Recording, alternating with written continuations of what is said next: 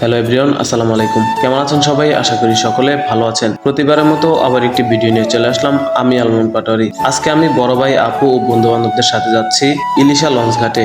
সেখানে যাওয়ার এবং সেখানকার মুহূর্ত ও সৌন্দর্য তুলে ধরবো আপনাদের মাঝে। তো চলুন মূল ভিডিওতে চলে যাই। সর্বপ্রথম আমি রুম থেকে চলে যাব বকপাড়ের উদ্দেশ্যে। মূলত সবাই মিলে সেখান থেকেই রওনা করব। দেখতে পাচ্ছেন আমরা এখন রওনা করে দিয়েছি ইলিশার উদ্দেশ্যে। ভোলা সদর হতে ইলিশা রুটের রাস্তাগুলো খুবই সুন্দর।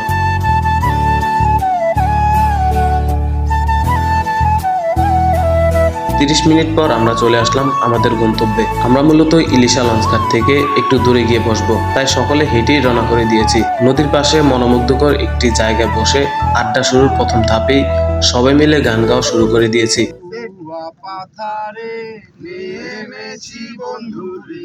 ধরো বন্ধু আমার কেহ নাই,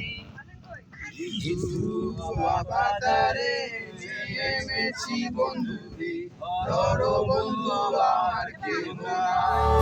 তো এখানে সবাই সবার মতো ব্যস্ত আছে, কেউ ছবি তুলতেছে, আবার কেউ ভিডিও বানাচ্ছে। আসলে সময়টা মনে রাখার মতো। নদীর তীরে হাওয়ায় বেশে হাসি মিশে যায় আকাশে। বড় ভাই আপু সবার সাথে বন্ধুত্ব রং ছড়ায় ভালোবাসাতে। তরঙ্গ বলে মিষ্টি কথা, জলের ছোঁয়ায় মেটে ব্যথা। হাসি খুশি সব বন্ধুর দল, মনের আঙিনায় বাজে আনন্দের ঢল। সূর্য ডোবে রঙের খেলায়, বন্ধুত্ব থাকে হৃদয় বেলায়। স্মৃতি হবে অমূল্য ধন, নদীর পাড়ে কাটুক যতক্ষণ। নদীর পাড়ে হাওয়াটা যেন অন্যরকম হয়ে ওঠে। বড় ভাই আপু আর বন্ধুদের ভিড়ে হাসি আড্ডায় জমে ওঠে চারপাশ। কিন্তু সেই ভিড়ের মাঝেও তোমার চোখের দিকে তাকাই মনে হয় চারপাশ থেমে গেছে, শুধু নদীর কলকল আর তোমার হাসি বাজছে কানে। তো গাইস, আমরা এখন চলে যাচ্ছি একটি রেস্টুরেন্টে।